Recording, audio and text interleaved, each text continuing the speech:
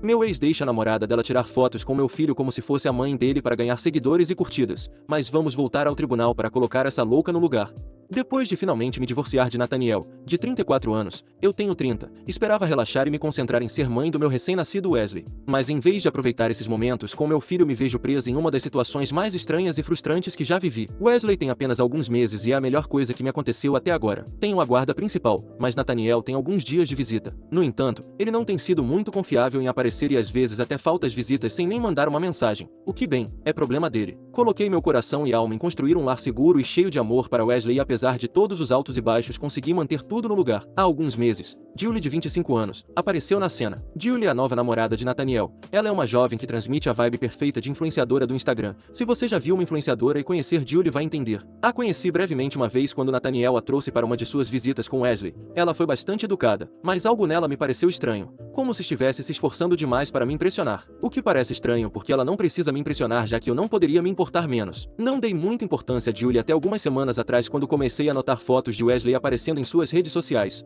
No início eram apenas algumas fotos no carrinho e Wesley dormindo na cadeirinha do carro. Era irritante, mas me convenci a deixar para lá. Presumi que Nathaniel tinha tirado as fotos e compartilhado com ela, o que era chato, mas não valia a pena fazer um escândalo. Depois começaram as legendas. Uma foto a mostrava segurando Wesley com a legenda: "O pequeno anjo da mamãe." Outra dizia: "Não acredito como sou abençoada por ter esse pequeno na minha vida." E a que me fez perder a paciência, uma foto dela segurando a mamadeira de Wesley com a legenda: "Acordar à noite para alimentá-lo é difícil, mas vale a pena pelo meu pequeno." Ela estava agindo como se fosse a mãe de Wesley, como se o tivesse carregado por 9 meses e passado pelo parto para trazê-lo ao mundo. Imediatamente liguei para Nathaniel para perguntar que diabos estava acontecendo. Ele teve a audácia de me dizer que eu deveria ser grata por ela se preocupar tanto com ele. Grata por alguém que tenta reescrever a história e fazer meu bebê passar por seu? Acho que não. Pedi que ele fizesse com que ela tirasse as fotos. Ele se recusou. Disse que ela não estava fazendo nada de errado e que não era como se ela estivesse reivindicando ser a mãe legal de Wesley perante o juiz. Ele completamente não entendeu meu ponto. Ou mais provavelmente, entendeu e simplesmente não se importou. E não parou por aí. Pessoas que mal conheço começaram a me contatar, conhecidos e familiares distantes, me parabenizando por deixar Julie assumir o papel de mãe. Uma pessoa até me perguntou se eu ainda estava envolvida na vida de Wesley porque parecia que Julie o tinha adotado. E isso não podia ser verdade. Eu disse a Nathaniel que não queria Julie perto de Wesley. Não foi uma decisão que tomei levianamente, mas depois de tudo que vi nas redes sociais dela não estava pedindo demais. Deixei o mais claro possível que o comportamento dela era desrespeitoso, inapropriado e prejudicial tanto para mim quanto para Wesley. Este era meu filho, não dela. Ela não tinha o direito de tratá-lo como um acessório para ganhar curtidas e atenção. Conheço Nathaniel. Fui casada com ele por um tempo e sei que ele não levaria isso muito a sério. Para ele eu era quem estava sendo irracional, não a namorada louca dele. Ele disse que eu estava com ciúmes de Julie, além de amargurada porque não queria que nenhuma mulher se aproximasse do meu filho. Segundo ele, Wesley não era apenas meu filho, também era filho dele. Ele disse que eles podiam fazer o que quisessem com Wesley, incluindo tirar fotos e publicá-las online, e que eu não tinha o direito de interferir. Ele me disse para esquecer isso porque Julie não iria a lugar nenhum. Liguei para minha advogada para ver quais eram minhas opções. Ela disse que embora este fosse um território desconhecido, eu definitivamente tinha um caso. Publicar fotos de Wesley sem meu consentimento é uma violação dos meus direitos como sua tutora principal, e as legendas poderiam ser consideradas uma deturpação. Minha advogada me recomendou levar Nathaniel de volta ao tribunal e abordar isso formalmente. Então é isso que vou fazer. Claro, Nathaniel está furioso, mas estes também são meus direitos, segundo minha advogada, e podemos nos encontrar no tribunal novamente se ele não quiser resolver isso pacificamente. Ele diz que estou sendo mesquinha e ciumenta e que só estou tentando causar drama para arruinar a vida feliz e grandiosa dele. Ele até tentou me fazer sentir culpada dizendo que estou desperdiçando dinheiro em honorários advocatícios em vez de investi-lo em Wesley. Típico de Nathaniel, sempre tentando desviar a culpa e se fazer de vítima. Enquanto isso, Julie redobrou a aposta. Ela está publicando ainda mais fotos de Wesley e agora está adicionando hashtags que falam sobre ser mãe. Eu a bloqueei, mas conhecidos em comum continuam me enviando capturas de tela. A questão é a seguinte: não se trata apenas das fotos, trata-se de limites e respeito. Julie está invadindo o espaço de uma maneira enorme, e Nathaniel está permitindo isso. Me preocupa o que isso significará para Wesley quando ele crescer. Como vou explicar a ele que uma mulher estava fingindo ser sua mãe no Instagram? Meus amigos têm opiniões mistas sobre isso. A maioria acha que o comportamento de Julie é bastante estranho e inadequado, mas alguns deles acham que estou exagerando.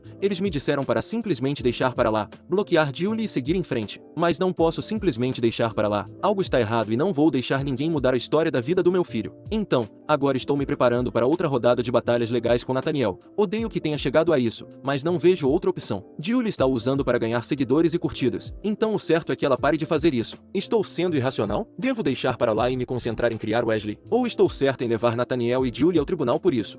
Atualização. Recebi vários comentários pedindo um pouco da história sobre Nathaniel e sobre mim, e por que nos divorciamos. Então aqui está. Decidi não incluir antes porque seria muito longo, mas como vocês me alertaram, faz sentido para entender o que está acontecendo com minha história. Nathaniel e eu nos conhecemos quando eu estava na universidade. Morávamos um ao lado do outro. Eu tinha 21 anos e ele tinha 25. Começamos com conversas casuais no corredor e nos encontrávamos na cafeteria perto de nossos apartamentos. Um dia ele veio e me perguntou se eu queria sair com ele. Naquela época ele era incrível, o tipo de namorado que você espera encontrar em uma comédia romântica. Ele me trazia café quando eu tinha maratonas de estudo noturnas, organizava viagens de fim de semana quando minha cabeça dizia chega, e tinha um talento para me fazer rir. Parecia o cara perfeito, aquele que realmente queria ter um futuro comigo. Mas agora que penso nisso percebo que me apaixonei pela versão dele que ele queria que eu visse, não pelo verdadeiro ele. Os primeiros meses sempre são um mar de rosas, pelo menos na maioria dos casos, e depois eles começam a mostrar suas verdadeiras aparências. Depois que me formei fomos morar juntos e alguns anos depois ele me pediu em casamento. Nos casamos em uma cerimônia íntima, sem nada estranho para mencionar, e começamos nossa vida de casados. Os primeiros meses ainda eram ótimos, mas gradualmente ele começou a mudar. No início era apenas um pouco controlador de pequenas maneiras, perguntava sobre os detalhes dos meus planos com meus amigos ou fazia pequenos comentários sobre meus hábitos de consumo.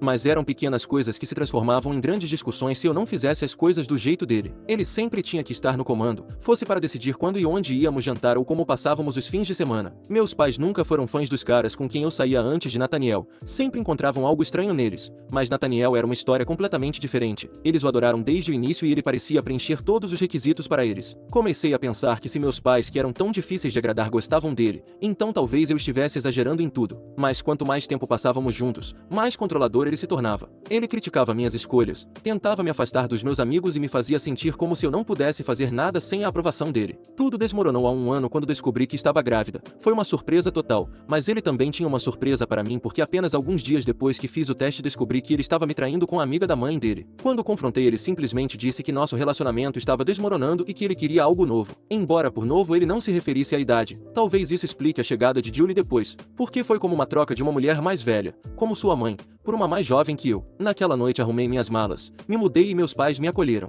Quando meus pais souberam que Nathaniel me traiu ficaram arrasados, não no nível de arrasada que eu estava, mas pareciam ter sido duramente atingidos por isso. Eles sempre gostaram dele e pensaram que ele era o cara certo para mim, se sentiram culpados por não terem visto quem ele realmente era e se culparam por terem apoiado o relacionamento o tempo todo. Quando entrei em trabalho de parto Nathaniel nem estava lá, liguei para ele assim que as contrações começaram esperando que ele pelo menos estivesse presente. Em vez disso ele inventou uma desculpa sobre estar ocupado e me disse para mantê-lo atualizado. Passei horas de dor e exaustão completamente sozinha, trazendo Wesley ao mundo sem nenhum apoio da pessoa que deveria estar ao meu lado. Partiu meu coração perceber que mesmo no momento mais importante da vida do nosso filho Nathaniel não se incomodou em se importar. Foi como se ele já tivesse decidido que Wesley não era a responsabilidade dele, e eu fiquei para fazer tudo sozinha. Então, essa é minha história com Nathaniel, que como vocês verão, não tem sido um pai, nem mesmo no dia em que Wesley nasceu.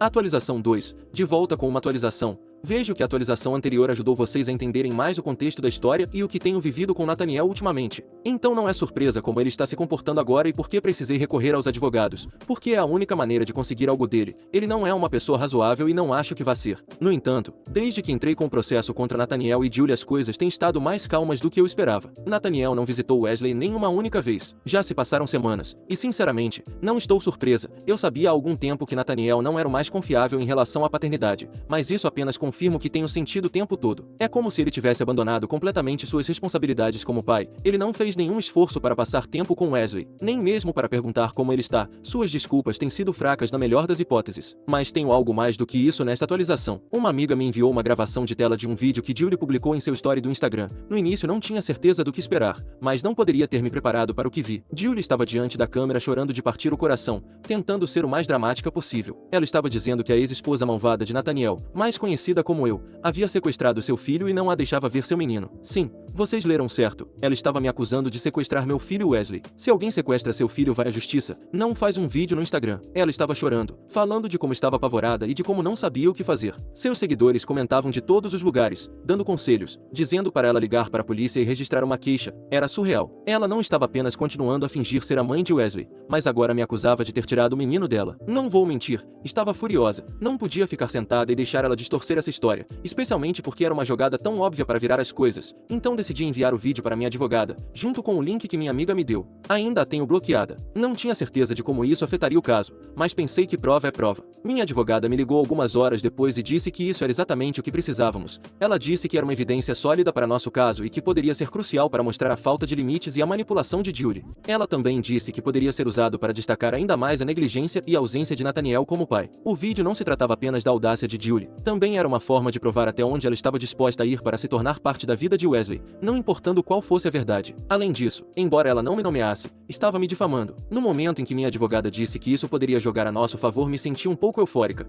Passei de irritada a um estado de te peguei em questão de horas. Eu estava preocupada em não ter o suficiente para realmente manter minha posição neste caso, mas agora sinto que as coisas finalmente estão começando a se encaixar como um quebra-cabeça. Não estou apenas lutando pela custódia, mas pela custódia total. Vou me certificar de que meu filho não cresça perto dessa louca, e se Nathaniel trocar essa louca por outra louca no futuro, vou me certificar de que ele também não cresça com a nova louca. Agora tenho um pouco de conforto. Muitos dos meus amigos, especialmente aqueles que eram céticos sobre eu tomar medidas legais, agora estão completamente do meu lado. Eles viram o vídeo, viram o que Julie fez e ficaram enojados. Até as pessoas que antes pensavam que eu estava exagerando agora estão vendo a manipulação pelo que ela é. Meu telefone tem explodido com mensagens de apoio, o que honestamente é um alívio. Não me tranquiliza que eles tenham tido que ver aquele vídeo porque estava claro desde o início, mas agora terei que usar a palavra com mais zelo. Também fiquei surpresa com quantos dos meus amigos apontaram que a ausência de Nathaniel era outro grande sinal de alerta. Nenhuma visita em quase um mês sem explicação, sem nada. Honestamente, tem sido uma bênção disfarçada porque está fortalecendo ainda mais meu caso. Se ele nem se preocupa em ver o filho, que direito tem de vê-lo? Minha advogada concordou. Disse que seria difícil para ele justificar porque não deveria perder seus direitos já que não faz nenhum esforço para fazer parte da vida de Wes. Minha advogada disse que temos um caso muito forte e que essa nova evidência com o vídeo de Julie nos ajudará tremendamente. Como quantificar tremendamente? Bem, estou esperando para ver o que o juiz diz sobre o caos. Essa é a atualização por enquanto. Manterei vocês informados à medida que as coisas avançarem. Mas novamente, obrigado a todos que estão me apoiando.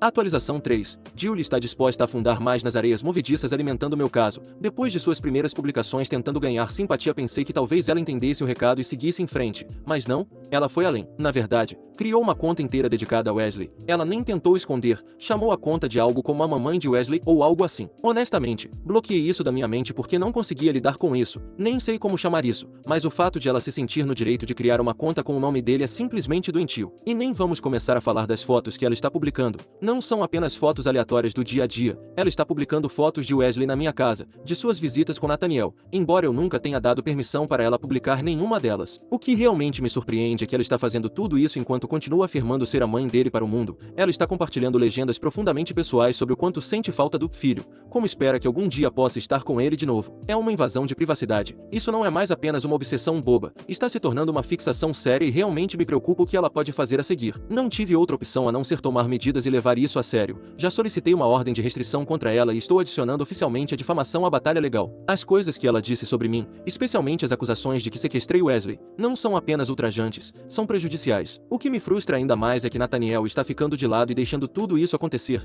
Ele sabe que há um processo e em vez de impedir a namorada, simplesmente a deixa fazer o que quiser. Se ele se importasse tanto com Wesley quanto diz, estaria dizendo a Julie para parar de publicar sobre Wesley e para respeitar os limites. Mas não, ele não está fazendo nada. Não sei como Julie teve a ideia de que poderia ser uma espécie de mãe substituta, mas não vou deixar que ela continue com essa loucura alimentada por seus seguidores que devem ter menos neuronios que a própria Julie. Porque li comentários e tem gente que está realmente mal, muito mal. Sobre o processo de difamação, a advogada diz que temos um caso sólido, mas não sei se isso é o que todos os advogados dizem ou se é realmente verdade, embora eu acredite que neste caso seja verdade porque tudo que Julie fez poderia me prejudicar e a minha família. E se isso não fosse suficiente, há a ordem de restrição que me dará alguma tranquilidade sabendo que Julie não tem nenhum direito legal de invadir nossas vidas de uma maneira tão insana. Tudo o que quero é paz. Quero criar Wesley em um ambiente seguro e estável, longe da toxicidade e manipulação que Julie parece apreciar tanto. Neste ponto só espero que o tribunal veja a verdade. Quero que compreendam o quão grave é esta situação. A obsessão de Julie não é apenas perturbadora, é perigosa. Continuarei informando vocês à medida que o caso avançar. Atualização 4. Já faz um tempo desde a última atualização. Finalmente o caso está encerrado e não consigo expressar o quão aliviado estou de deixar tudo isso para trás. Queria compartilhar uma atualização há algum tempo, mas a vida tem estado bastante ocupada, principalmente de forma positiva felizmente. Deixe-me começar com Nathaniel. Sua parte da custódia foi reavaliada, e para ser honesta, nem foi a parte difícil de todo o caso. Nathaniel mal mostrou interesse em visitar Wesley e isso facilitou muitas coisas para mim. O tribunal realmente levou isso em consideração, então fizeram o que tinham que fazer. Passei muito tempo me preocupando preocupando com o que sua presença na vida de Wesley poderia causar, mas no final ficou claro que Nathaniel não estava realmente presente de qualquer maneira. Julie, por outro lado, foi outra história. Ela lutou um pouco mais para demonstrar que fazia parte da vida de Wesley e que só queria que não a afastassem, mas todo o caso dela era baseado em uma fantasia que ela mesma imaginou, e felizmente o tribunal viu tudo isso. Não a levaram a sério de forma alguma e no final Julie foi amplamente ignorada. Foi um pouco triste vê-la se esforçar tanto por algo inatingível, mas isso não era um Instagram. Era um tribunal real. Conseguimos até fazer com que apagassem sua conta, já que com o julgamento e as provas de que Wesley é meu filho, a conta violava algumas condições da rede social e eles decidiram excluí-la. A última conta que ela criou não era tão importante, mas a principal sim, pois tinha muitos seguidores. Outra grande vitória foi que conseguimos obter uma ordem de restrição contra ela. Isso foi algo que eu nem sabia que precisava até acontecer. Não consigo nem explicar quanta paz de espírito me deu saber que ela não tem o direito legal de me contatar ou de ficar perto de Wesley. Julie estava invadindo nossos limites de tantas maneiras, e agora ela está legalmente proibida de fazer tudo isso. Além de tudo isso, Julie teve que enfrentar algumas consequências legais bastante sérias. O processo por difamação que apresentamos por ela me acusar de sequestrar meu próprio filho realmente avançou e a responsabilizou por essas mentiras. Julie realmente tentou destruir minha reputação só porque não conseguiu o que queria, e o tribunal viu isso pelo que era. Não acredito que ela tenha tido a ousadia de alegar que eu sequestrei Wesley, mas fico feliz por não tê-la deixado escapar impune. É loucura até onde as pessoas chegam para crescer nas redes sociais. As coisas estão se acomodando lentamente em seu curso natural porque depois de tudo isso Julie enfrentou uma grande reação pública. Assim que as pessoas começaram a perceber o que realmente havia acontecido, desde as acusações que ela fez sobre mim até a forma como ela vinha usando Wesley para ganhar simpatia, elas começaram a falar negativamente sobre ela. É gratificante que o que ela fez para conseguir mais seguidores e curtidas tenha valido a pena para perder tudo. Em outras notícias surpreendentes, Nathaniel e Julie terminaram um relacionamento. Parece que após os eventos recentes Julie entendeu que Nathaniel não iria proporcionar a vida familiar ideal que ela esperava. É como se Julie só estivesse com ele por causa do filho, mas se Nathaniel não se importa em ter o filho por perto, ela não precisava mais de nada dele. Não vou fingir que me importo muito com a separação deles, realmente não é da minha conta, mas é bom saber que Julie não está mais na vida de Nathaniel, porque se estivesse, eu ainda poderia esperar que ela tentasse algo. Quanto mais longe ela estiver da minha vida, mesmo que seja apenas a namorada do meu ex-marido, melhor. Quanto a mim, bem, também há boas notícias na frente pessoal. Agora estou saindo com alguém. Ainda é cedo e estou levando as coisas com calma, mas estou realmente feliz com isso. O melhor é que é alguém que conheço há muito tempo, então não há pressão para apressar as coisas. Somos amigos há um tempo e ele sabe de tudo o que aconteceu com Nathaniel e Julie, então tem sido super paciente comigo. Ele entende de onde venho e não está me pressionando a fazer nada para o que não estou pronta. No geral as coisas estão melhorando. Wesley está muito bem e estou fazendo tudo o que posso para garantir que ele seja feliz e saudável.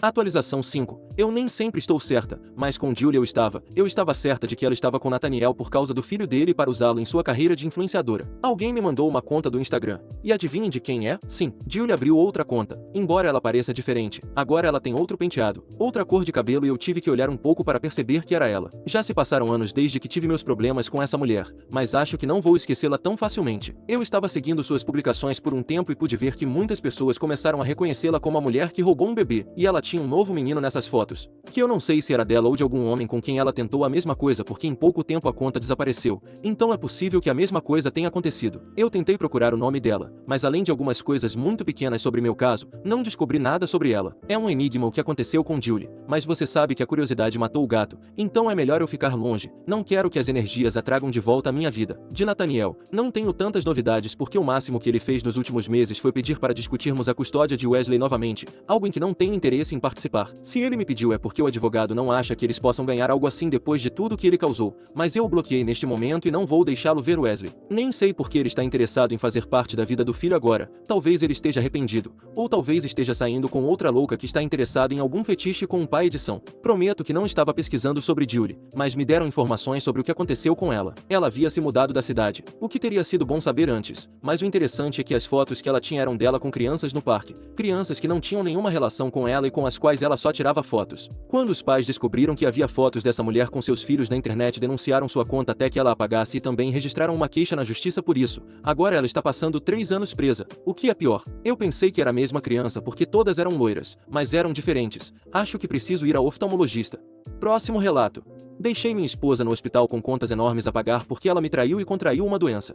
Sou um homem de 42 anos que mora em Austin, Texas. Fui casado com Amélia, uma mulher de 43 anos, por 6 anos. Não éramos exatamente uma história de amor digna do Instagram, mas tínhamos uma relação que deveria ser leal e de respeito mútuo. Mas o que eu pensava não parecia ser o que Amélia pensava. Achava que estava casado com uma mulher madura, não uma adolescente, alguém que não era carente nem desesperada por atenção. Mas como toda a minha publicação irá mostrar, eu estava completamente enganado sobre essa mulher. Tudo desmoronou quando Amélia adoeceu gravemente. No início parecia um caso grave de intoxicação alimentar. Ela vomitava constantemente e não conseguia reter nada. Estava pálida, fraca e desidratada. Ela se recusava a ir ao hospital pois sempre teve pavor de agulhas intravenosas. Tentei cuidar dela em casa, mas como seu estado só piorava e eu não sou médico, não havia outra saída, ela precisava de ajuda profissional. E apesar de sua fobia levei ao centro médico para que fosse diagnosticada e recebesse algum tratamento. Quando chegamos ela foi internada às pressas na emergência porque seu estado era pior do que imaginávamos. Segurei sua mão e tentei acalmá-la, mas algo não estava certo. Acho que o corpo sabe quando o desastre se aproxima, mas eu não fazia ideia dos horrores que me aguardavam. Nas 48 horas seguintes o estado de Amélia se estabilizou em algumas horas graças aos médicos, mas ela continuava fraca e pálida. Os médicos do hospital queriam fazer exames porque, embora tivessem ajudado a tratar seus sintomas, ainda não sabiam o que os causava. Os resultados estariam prontos em 2 dias e eles decidiriam o tratamento ou a alta com base nisso. Fiquei ao lado dela. Não a deixei nem por um minuto durante todo esse tempo. Após 12 horas eles reduziram a medicação dela e ela voltou a ficar desidratada.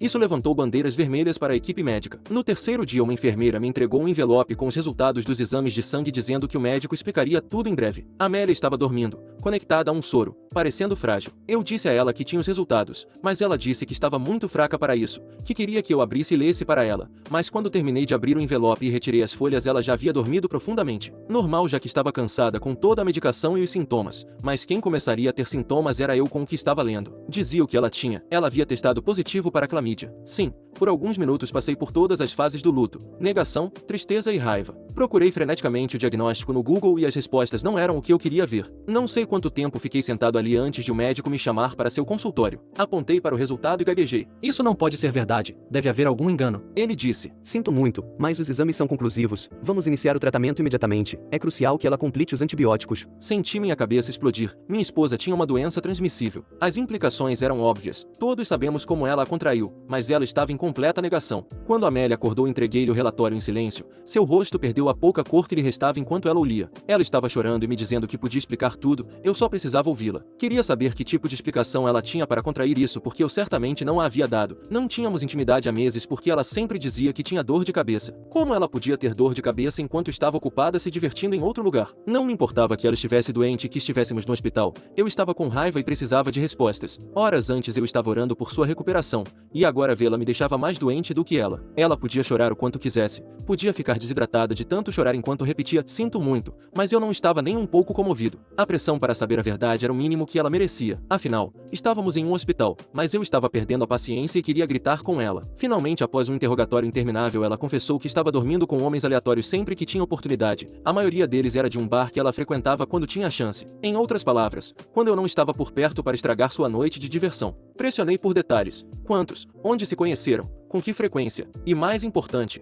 por quê? Não era eu suficiente para ela? Para a maioria das minhas perguntas sua primeira resposta foram lágrimas, mas eventualmente depois de muito esforço da minha parte obtive minhas respostas. Aparentemente ela começava a conversar com homens no bar, que a convidavam para beber e a faziam se sentir bonita. Ela mencionou que não foi com todos dali para ter relações, o que acho que disse para não parecer fácil, mas foi um esforço inútil da parte dela porque independentemente do número de homens ou de quantos ela rejeitou, ela ainda havia sido infiel e contraído algo como resultado. Ela deixou claro que eram apenas relações casuais, nada mais, e que eles estavam bem com isso. Como não estariam se ela praticamente lhes dava o que queriam sem nenhum compromisso? Dá para ser mais tola? Não pesquisei, mas me pergunto se a clamídia a deixou mais tola porque parecia que ela havia perdido alguns neuronídeos nas últimas horas. Cada coisa que saía de sua boca, o que me parecia o lugar mais sujo do planeta, era pior. Por exemplo, algumas coisas que ela dizia eram: é algo que faço de vez em quando, é meu prazer culpado, sei que está errado, mas não consegui parar. Minha próxima pergunta foi: há quanto tempo você está fazendo isso? Ela admitiu que isso acontecia há alguns anos. Sua justificativa era que ela só fazia isso quando estava bêbada e depois evitava a intimidade comigo por uma semana, como se me tivesse algum tipo de respeito. Dá para ver a quilômetros de distância o respeito que ela tem por mim, assim como dá para ver a quilômetros de distância que ela é uma vaga. Perdão pela palavra, mas não quero que apaguem minha publicação, embora devesse usar outro nome para me referir a ela. Ela teve a audácia de dizer: sei que pode te machucar, mas nunca amei nenhum deles, eu só amo você, por isso não queria dormir com você depois de dormir com eles, queria te proteger dessa versão minha. De alguma forma foi uma coisa muito idiota da minha parte, especialmente porque agora estou sofrendo as consequências. consequências. Acho que é castigo suficiente para mim, já que você pode ver que o karma me alcançou. Tudo que sei é que te amo e quero continuar casada com você. Espero que me perdoe para que possamos sair daqui e retomar nosso casamento de onde paramos. Eu explodi. Joguei a cadeira para o lado ao me levantar porque o que eu estava ouvindo não eram besteiras. Eram as palavras de uma narcisista completa e doente. Eu respondi. Você quis me machucar. Você tem arriscado minha saúde, minha confiança, nosso casamento por anos e diz que não queria me machucar? E se você me contaminou com alguma coisa? Perdi o controle. A chamei de tudo. Mas espero que me entendam. Ela não só me traiu. Como eu poderia estar naquela cama agora se não tivesse a sorte de não ter mais dormido com ela? A desculpa dela foi que sempre usava proteção e se sentia segura. Quando ela tentou pegar minha mão, eu me afastei gritando. Você é repugnante. E mesmo que não possa me contaminar com o contato, suas mãos parecem mais sujas que um lixão. Saí do quarto enquanto ela ficava lá chorando. Quando conversei com o médico, ele disse que eu precisava fazer um exame. Faz tempo que não tínhamos relações, mas não sei há quanto tempo ela poderia estar infectada. Havia uma chance de eu estar infectado, talvez assintomático. Dei minha amostra de sangue e fui embora enquanto eles mantinham Amélia no hospital para tratar a clamídia dela. Eu não queria dirigir para casa porque não queria dormir lá. Ela estava morando lá e eu a sentia tão suja que nem mesmo queimar tudo até os alicerces me faria me sentir melhor lá. Eu podia me imaginar deitado no sofá ou onde quer que fosse, e os germes andando por cima de mim. Eu estava completamente transtornado e tudo me dava um nojo terrível. Enquanto dirigia pensava em tudo que ela me disse, e isso realimentava meu ódio e nojo ao mesmo tempo. Meu telefone não parava de vibrar com mensagens dela, mas eu estava dirigindo e não queria ou podia lê-las. Passei algumas noites em um hotel porque me recusava a voltar e não estava exagerando quando senti um nojo tremendo da minha esposa e do nosso lugar. Por isso contratei uma equipe de limpeza especializada em remoção de materiais de risco biológico para limpar todo o apartamento. Me chamem de louco, mas eu ainda sentia que ela tinha contaminado tudo. Além disso, queria que cada vestígio dela desaparecesse. Depois encontrei um advogado especializado em direito de família no Texas e agendamos uma reunião por Zoom. Eu não ia perder mais um dia com essa mulher. Nunca mais voltei ao hospital. Recebi até um telefonema do hospital pedindo que eu pagasse as contas do tratamento de Amélia. Ela deixou mensagens de voz furiosas porque precisava do tratamento para melhorar e eu estava me recusando a pagar. Ela até mencionou nossos votos dizendo que prometemos estar lá um para o outro na doença e na saúde. Mas e os votos de fidelidade? Por que ela não pensou nisso antes de se deitar com metade de Austin e cidades vizinhas? Boa sorte convencendo a administração do hospital a dar-lhe tratamento se você não pagar. No dia em que ela teve alta, meu telefone explodiu com ligações do hospital. Ignorei todas. Sabia que eram sobre as contas que já haviam ultrapassado o que o seguro cobria. Eles me enviaram cópias por e-mail. Eu sabia que ela não tinha crédito suficiente nos cartões para cobrir isso. Mas por que eu deveria me importar? Ela criou essa bagunça. Ela ligou para uma amiga para ajudá-la que a deixou no apartamento. Mas eu não abri a porta. As chaves dela estavam dentro. Eu não as tinha pegado quando a levei para o hospital. Gritei da porta que ela não era bem-vinda e seus pertences estavam na garagem. Enchi o porta-malas do carro dela com seus objetos de valor e deixei o resto na garagem. Eu sabia que ela voltaria, se não para tentar me convencer, pelo menos para pegar suas coisas. Então facilitei as coisas para ela. Ela implorou para que eu a deixasse entrar. Depois de um tempo vi que a amiga dela foi embora deixando a Amélia sozinha. Ela continuou chorando sem ter para onde ir, implorando por uma chance de conversar, para consertar as coisas. Ela até implorou por compaixão até se recuperar. Então eu poderia fazer o que quisesse. Compaixão? Sério? Você tem dormido com outros, contraído doenças e agora eu deveria ser sensível com você? A casa já estava limpa, então eu não ia arriscar que ela trouxesse alguma infecção. Ela teve a ousadia de dizer: sei que cometi um erro e te machuquei por isso, mas poderíamos consertar as coisas quando eu me recuperar. Eu gritei. Não foi um erro.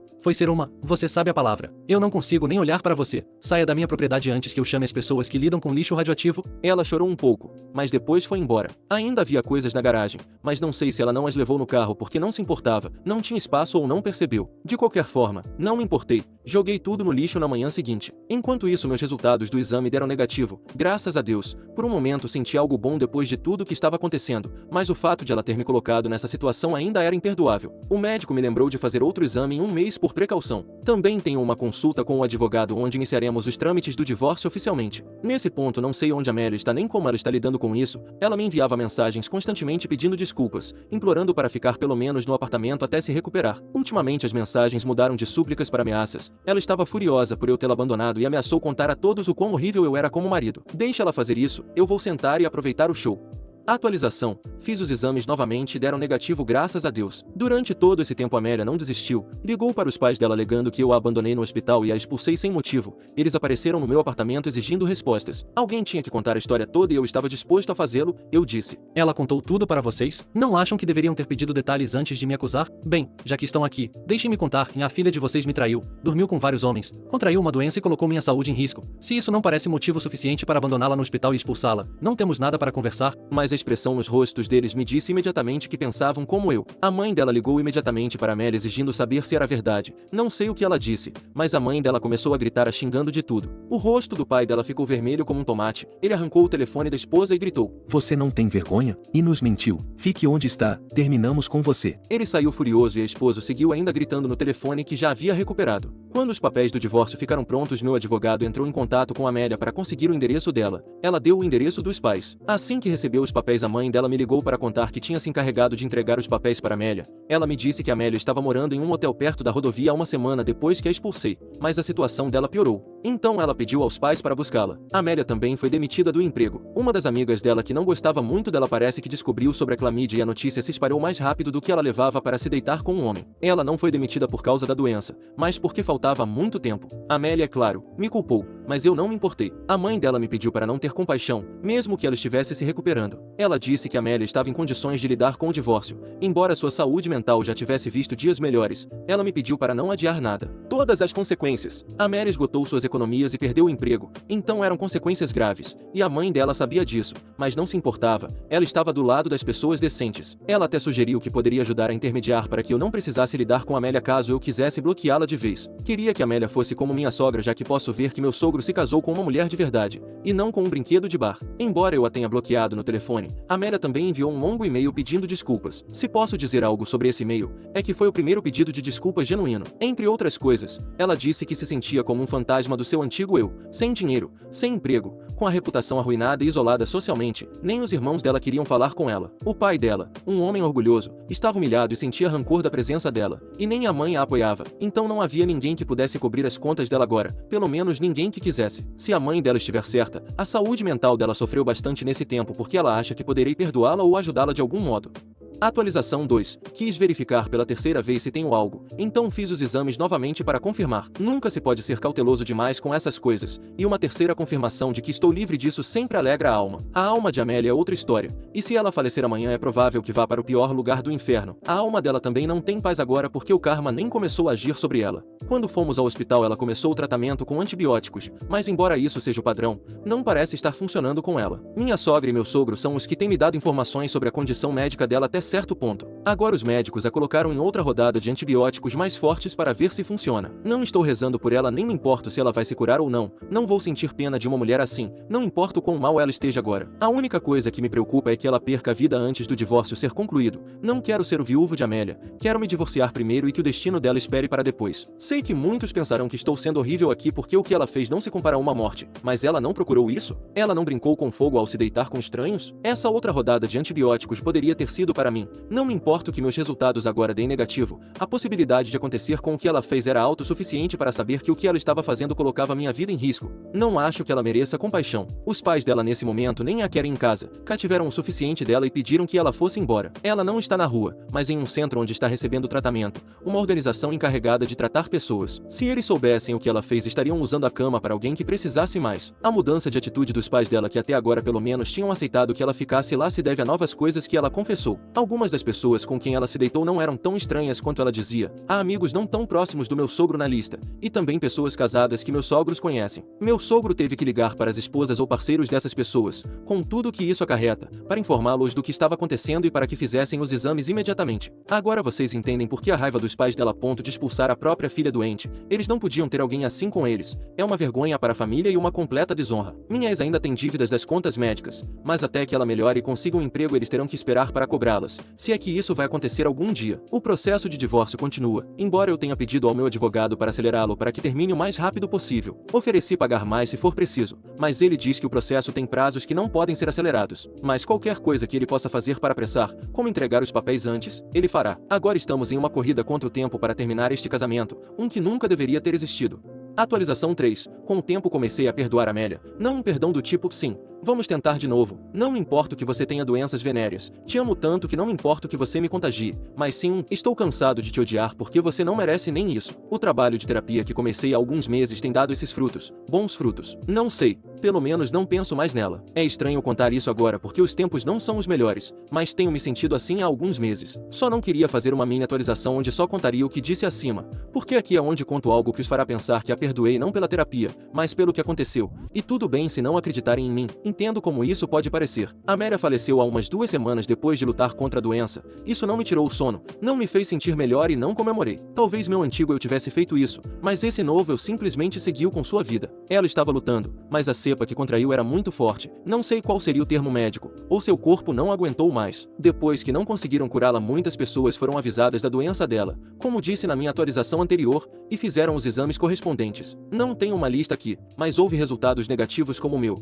e também alguns positivos. Talvez algum deles tenha sido o que contagiou a Amélia, ou foi ela quem os contagiou. Nunca saberemos. Em outras questões, o divórcio foi finalizado há 1 mês e algumas semanas, então não sou um viúvo nesse momento, mas sim um divorciado. Para quem diz que não é melhor uma alternativa que outra, para mim é sim. Não quero responder às pessoas que perguntam se sou o viúvo de uma mulher que fez o que fez, mas sim o homem que se divorciou dessa mulher. É semântica, mas prefiro assim. Nos últimos tempos havíamos entrado com um processo contra Amélia por ter colocado minha vida em perigo, mas isso levaria mais tempo que agora não temos. O processo caiu porque não há mais ninguém para processar, e o mesmo aconteceu com o hospital que ainda tem contas no nome dela. Fico feliz de não tê-las pago antes de descobrir o que ela tinha, agora me sentiria muito tolo. Não tenho mais nada para contar, talvez sim, que não fiz um 4º exame porque acho que 3 são suficientes para ficar tranquilo. Fim dos relatos. Se gostou das histórias, deixe seu like no vídeo e assista mais relatos clicando no vídeo que está aparecendo agora.